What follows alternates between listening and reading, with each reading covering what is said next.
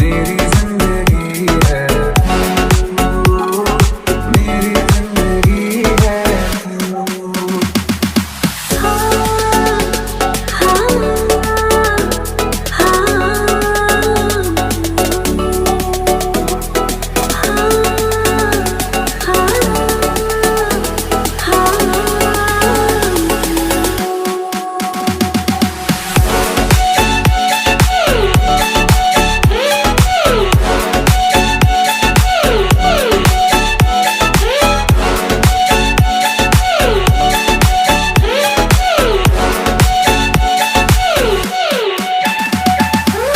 कभी ना बिछड़ने के वास्ते ही तुझसे जुड़े हैं हाथ मेरे।